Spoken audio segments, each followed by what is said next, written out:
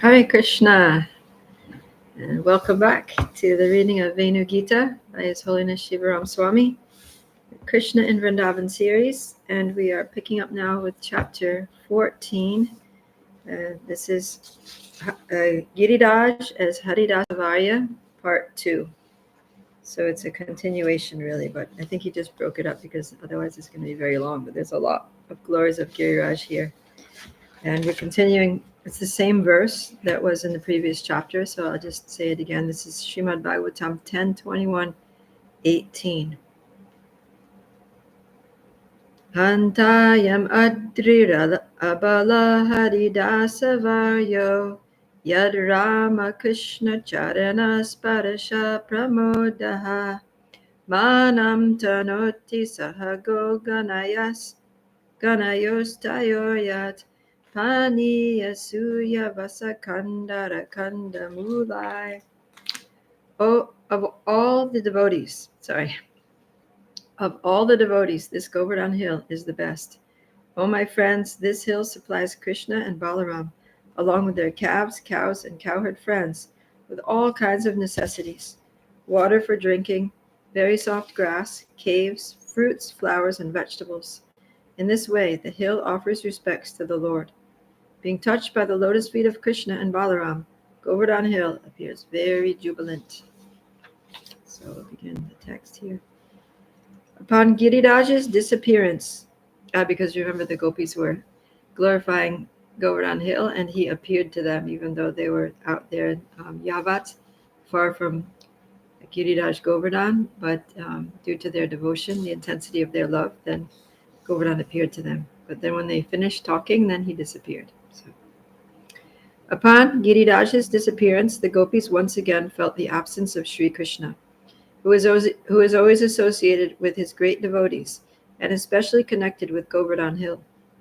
Lalita Devi desired to restore the pleasant mood that had prevailed earlier. Therefore, she quickly devised a plan to bring peace to the hearts of her friends. With the silent movement of her eyes, she directed Sri Rupa to engage her constant associate Rati Manjari in singing some beautiful songs of Krishna's Govardhan pastimes. Rupa in turn whispered into her friend's ear, who first flushed with embarrassment until she saw Lalita Devi's authoritative glance.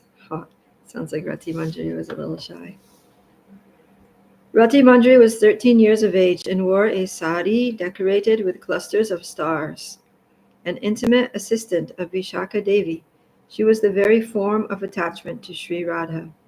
And because her heart was completely aligned with the princess of Varshana, she had been taught singing and music by Radhika herself. Taking the blessings of her superiors, she folded her hands in respect to the king of mountains and began to speak. So this is Rati Manjari speaking. Not yet. The proper parikrama order of Giriraj is begun at Manasi Ganga. It doesn't seem to form. Anyways, that's what it is. The proper parikram order of Giriraj is begun at Manasi Ganga with the blessings of Haridev. Being experienced in the seva of Govardhan Hill, Rati also began by describing beautiful Manasi Ganga, which spread like a golden mirror in all directions and was surrounded by bejeweled ghats, ornate temples, and decorative resting places. Its sandy banks were the place of Sri Hari's many pastimes and the resting place of his well-worn boat. Decorated with many colored flags, garlands, and festoons, this trusty vessel was used as the vehicle to gain the favor of an angry Radharani when she became frightened by the prospect of sinking in the Ganga's turbulent waters. Rati told the story of Nanda Baba and his subjects, who were listening to the glories of the Ganga from the mouths of highly qualified Brahmanas.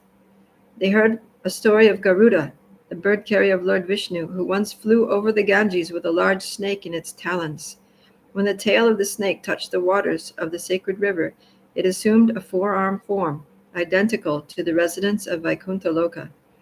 And upon seeing this wonderful transformation, Garuda respectfully placed that glorious personality on his back and carried him to the spiritual world. Wow. He went from carrying a snake that he was going to eat to carrying a four-armed resident of Vaikuntha back to the spiritual world. When Nanda Maharaj and his subjects heard this wonderful story, they all became inspired to bathe in the sacred Ganges and made preparations to immediately leave. Attracted by the many arrangements being made for the long journey, Sri Krishna inquired about the purpose of such an excursion. Hearing that his family desired to leave Vrindavan on pilgrimage, he became unhappy at the prospect and insisted such efforts were unnecessary. Sri Krishna argued that Ganga Devi, like all holy places, was eternally residing in Vrindavan. Thinking Krishna to be but a small child, no one paid serious attention to his advice, but continued to make ready as before. By his sweet words and persuasive demeanor, Govinda brought all the Vrajvasis to Manasi Ganga, and to everyone's surprise, Ganga Devi appeared there in person, riding on a crocodile, dressed in divine ornaments, and smiling very pleasingly at everyone. Sri Krishna said, "Look, because of your great desire to see her, Goddess Ganga Devi has personally come to Vraj to bless its residents." Then, turning to his father, Hari held his hand and looked in his incredulous face. Looking in his incredulous face, he exclaimed, "Father, there is no longer any need to travel to distant places, since Ganga Devi resides in Vraj." Speechless, Nanda Maharaj and his associates paid their obeisances, and on that dark moon night of Kartik, commonly known as Deepavali, the Vrajvasis worshipped Ganga Devi with many ghee lamps floating on the tranquil waters of the lake, illuminating its serene and mysterious beauty. Not distant from the southern bank of Manasi Ganga is the beautiful deity of Hari-Dev, who is the presiding deity of the western petal of Vraj Dham and the tireless lifter of Govardhan Hill. Every day the gopis took his darshan, for he was very dear to them. The appearance of Hari-Dev was very mysterious. One day, Sri Radha and her Sakhis were sitting on the bank of Manasi Ganga, waiting for Sri Krishna. Feeling intense separation from him, they began to call out his name, "Hari-Dev, Hari-Dev," in great anguish. When the intensity of that kirtan threatened the gopis' lives, Sri Krishna appeared before them in the form of a 7-year-old, holding Govardhan Hill in one hand and his divine flute in the other. This beautiful form enchanted the minds of the gopis, whose hearts overflowed with happiness, and whose tears washed his lotus feet. Seeing that deity before them, Radharani and her Sakhis performed all kinds of service to him, and thus the fire of separation in their hearts became fully satiated, and they became happy. Wow. So the Hari-Dev deity at Govardhan, he appeared to the gopis when they were feeling intense separation and calling out his name. He appeared there in the form of a deity, and that deity is there, installed near Manasi Ganga in a beautiful temple, and Lord Chaitanya danced in ecstasy in front of that deity. Describing the jewel-encrusted path which leads along the many exquisite gardens of champaka, mango, and tamal trees, Rati Devi brought the minds of the gopis to Dan Gati, where she and Rupa had many times glorified the toll pastimes of Radha Krishna. Tulsi was absorbed in her description of the pastimes as the Sakhis were in hearing it. She then pointed to the small rugged path the gopis had used to cross Govardhan Hill to attain the fire sacrifice of Bhaguri Muni. For the welfare of his son Balaram, Vasudeva engaged many great sages to perform a celebrated fire yajna at the base of Govardhan Hill near Govinda Kund. It was said that any gopi who donated a pot of pure ghee for the yajna would have her desires fulfilled by the personified sacrifice, Yajna Purusha. Sri Radha heard this news from her parrot, Sukshmadi, and, encouraged by Purnamasi, she set out with her girlfriends, bearing on their heads golden pots of ghee, and in their hearts a desire to see Sri Hari. Walking the north-south path that leads from Radha Kund, the gopis illuminated the foot of Govardhan Hill with their golden effulgence, sublime dresses, and twinkling ornaments. As they trod the forest path, the gopis thought, "We will meet Krishna on the pretext of donating ghee." And while casting bluish glances here and there, Sri Radha thought, "Where is the Lord of my life?" Meanwhile, Sri Krishna had received reliable information from his parrot, Vichakshana, that a great convoy of gopis, headed by Sri Radhika, was on its way to the Yagyashala with pots of ghee on their heads. Climbing on top of Govardhan Hill with friends like Subal and Madhu Mangal, Sri Krishna erected a charming toll station at a place known as Shamavedi and accepted the mind-enchanting attire of a customs official on the king's duty. When the gopis arrived at Manasi Ganga, Sri Radha saw the black bees humming about the blossoming lotus flowers and remembered her beloved. Hearing the sound of Sri Krishna's flute playing, she became overwhelmed by ecstasy and said aloud, "O Sakhis, let us perform austerities to take our next birth in a bamboo family, the highest birth of all. In this way we shall be fortunate enough to constantly relish the nectar of Sri Krishna's bimba fruit lips." Proceeding towards Shamavedi, the gopis remained absorbed in the talk of Sri Krishna, and Radhika's vine-like body became studded with flower-like emotions. Finally, Vrinda caught sight of beautiful Shyam standing on top of the hill, dressed in his unparalleled costume and in the midst of his loving friends. Radha said, "Sakhi Vrinde, I have seen Krishna many, many times before, but I have never seen him in this sweet way, nor have I ever been able to relish even a drop of the nectarian beauty now unfolding before my eyes." And she'd never seen him dressed up as a tax collector. Radhika proceeded slowly forward as her heart flooded with waves of emotion. She said to Lalita, "Sakhi, walk slowly. I feel some pain in my feet." Lalita replied in jest, "Radhike, it is not pain in your feet that slows your gait, but a black stone in your mind, which slows your forward progress and whose weight causes a pain in your heart." A veil covered Sri Radha's beautiful face as the corners of her eyes remained fixed on her beloved, and many conflicting emotions violently clashed below her calm exterior. Radhika walked like one in a dream, like one bewitched, like one possessed by a ghost, like one obsessed by love. As the gopis came abreast of Sri Krishna dressed in his amazing tax collector's uniform, Subal said, "O gopis, where are you going with those ghee pots on your heads, ignoring this toll station, like vagabonds with no allegiance to the king?" The gopis walked forward without so much as moving an eyebrow.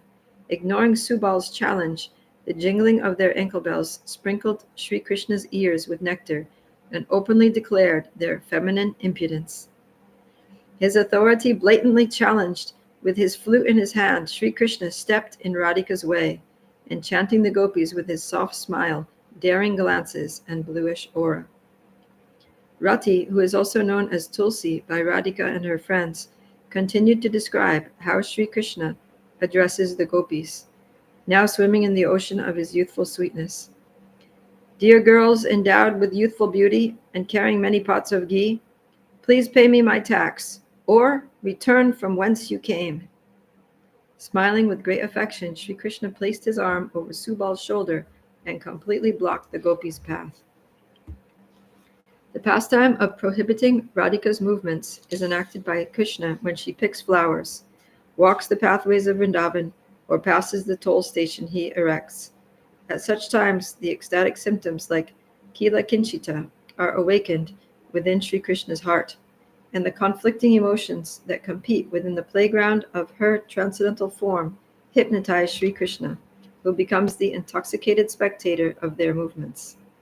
The 7 ecstatic symptoms of this bhava are pride, ambition, weeping, smiling, envy, fear, and anger. Their root cause is the jubilation Radhika feels in her ecstatic love, and its first indication is her shrinking away in the presence of Govinda.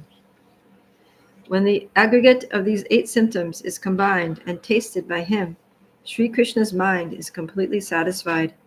The tastes of such ecstasies are compared to the combination of yogurt, candy, ghee, honey, black pepper, camphor, and cardamom, which, when mixed together, are very tasty and sweet. Sri Krishna is 1,000 times more satisfied when he sees Radha's face light up from this bhav than when he is directly in contact with her. In this connection, Tulsi quoted 2 verses composed by Rupa, glorifying the Kila Kinchita Bhava of Srimati Radharani. I'm not sure what the meter is for this. So I'll just read the English. May the sight of Srimati Radharani's Kila Kinchita ecstasy, which is like a bouquet, bring good fortune to all. When Sri Krishna blocked Radharani's way to the Dangati, there was laughter within her heart. Her eyes grew bright and fresh tears flowed from her eyes, reddening them. Due to her sweet relationship with Krishna, her eyes were enthusiastic, and when her crying subsided, she appeared even more beautiful. That's the first verse, and the second one is this. Agitated by tears, Srimati Radharani's eyes were tinged with red, just like the eastern horizon at sunrise. Her lips began to move with jubilation and lusty desire. Her eyebrows curved, and her lotus-like face smiled mildly. Seeing Radharani's face exhibit such emotion, Lord Sri Krishna felt a million times happier than when he embraced her. Indeed, Lord Sri Krishna's happiness is not mundane. When the gopis witnessed these pastimes, their fish-like eyes became hopelessly entangled in the net of Radha Krishna's transcendental emotional transactions. Sri Krishna, the toll agent, repeatedly accosted Radhika with the words, "Pay me my tax! Pay me my tax!" But she simply remained grave and silent. Disturbed by her blatant neglect, Sri Krishna Disturbed by her blatant neglect, Sri Krishna would repeatedly return and taunt her, saying, "Sundari, you must pay me the tax due with your youthful beauty." At this, Radhika raised her bow-like eyebrows in a frown and released an arrow-like glance at Shyam, making him totter where he stood, as if struck by a great force. Enchanted, Sri Krishna simply floated in an ocean of spiritual flavors, as the Sakhis sarcastically remarked, "Ho, ho, ho! Is there also a levy on youth and beauty in this fictitious kingdom of yours, which has as its king a spoiled cowherd prince whose sole pleasure is challenging the purity of faithful housewives?" Stuttering slightly in his ecstasy, Sri Krishna replied, Yes, that is so. All valuable commodities such as youth, beauty, feminine pride, and natural products like ghee, yogurt, and curd are subject to importation taxes at this station. Having no certificate of exemption, you too must pay with the ghee carried in those pots. Sri Radha took a wide girth around Shyam as he stood in the center of the pathway. Completely ignoring him, she proceeded on her way like a swan gliding on a lake. Irate, Krishna said, "Hey, Chandi, oh hot-tempered girl, do you dare to ignore me as I stand here, the representative of the king and the embodiment of this country's government? Being intoxicated by the arrogance of youth and bewildered by ignorance of what is your civil duty, have you lost all respect for law and order?"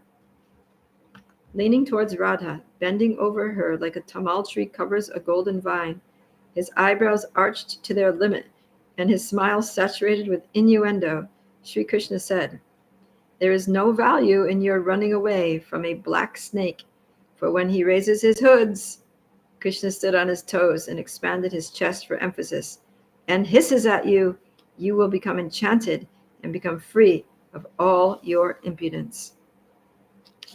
Looking always forward without so much as glancing at him, Sri Radha said with a feigned disdain, "How will a black snake be able to enchant a she-mongoose, who by nature is inimical to snakes and will bite them at the first opportunity? I think today is an inopportune occasion for such snakes. Better they remain in the shelter of their own homes." By equivocal language, Radhika showed her inner desires to Sri Krishna. Like a rose covered by a thin sheet, her grave feelings were covered by an external show of disrespect. In this way, she exhibited her expertise in joking with Hari. When Sri Krishna reached for Sri Radhika's arm, Lalita raised a cry of alarm and shouted, "I am Bhairavi, a man-hating goddess. We have carefully bathed, anointed, and addressed our Ishwari for the sake of this sacrifice, and you want to defile her purity with a contaminating touch of your hands? Tishtay, tishtay, be off with you, rascal!" Alarmed at Lalita's forceful attack, Sri Krishna recoiled in fear and released Sri Radha's arm, now covered by goose pimples of ecstasy. Taking shelter of Lalita, Sri Radhika stood behind her, while Govinda quickly regained his composure under the scrutiny of his friends. Speaking over Lalita Devi's head, Sri Krishna said to Radhika, "If it is not possible for you to pay your dues at this moment, I shall be as accommodating as possible within the jurisdiction of the law. Allow me to assess your stock of ghee and personal attributes, and you may leave this assertive friend of yours as collateral for the payment. When you have returned with the appropriate amount, you may collect her intact." He's saying that let me just assess the amount that you have to pay, and I'll keep Lalita as a collateral here. You can go ahead and pay on the way back, and if you don't pay, we keep her. If you pay, you can have her back.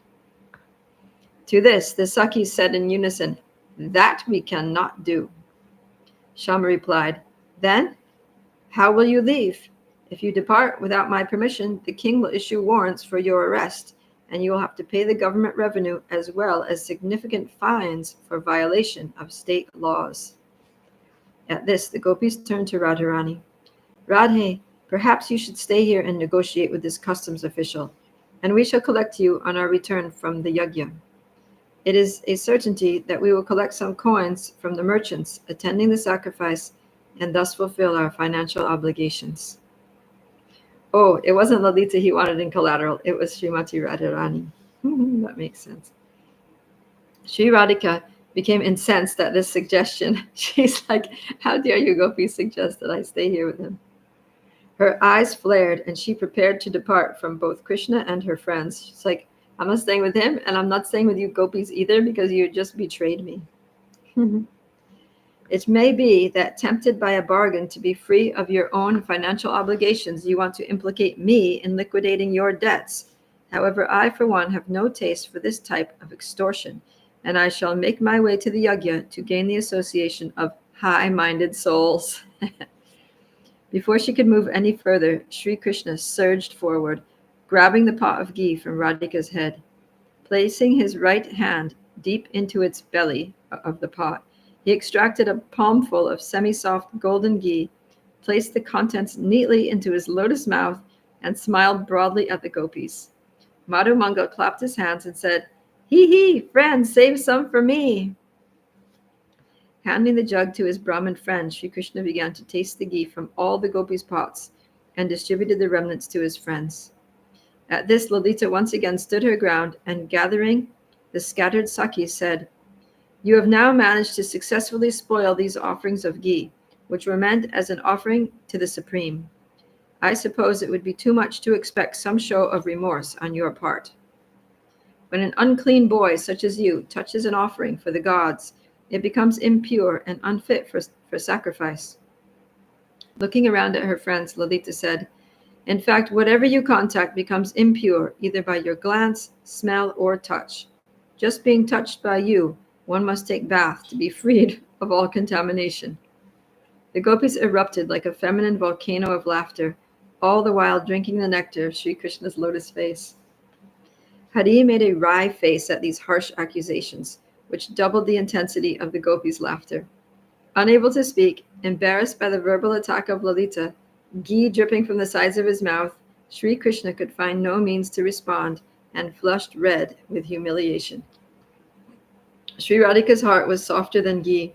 Feeling sorry for her beloved's embarrassment, she brought peace and quiet amidst the ranks of her girlfriends, and turning to her Prananath, she said, "Dear Nandanandana, we are obliged to go to the yajna as ordered by Purnamasi. Our elders and relatives are expecting our arrival there. When we have completed our duties, we shall certainly return and liquidate our debt to you. Until then, please extend us credit, and we shall certainly not betray your trust."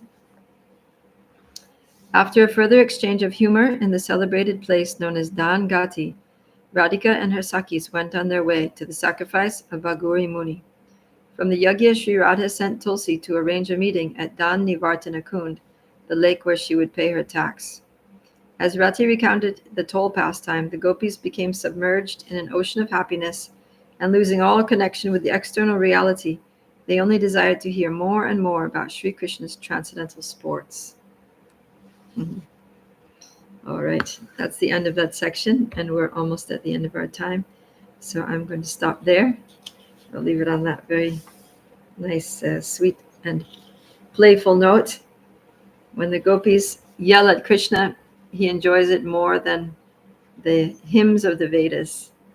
So these kinds of pastimes are very delightful for all parties involved in them. Even though it sounds like they're fighting, they're actually just they're enjoying like anything.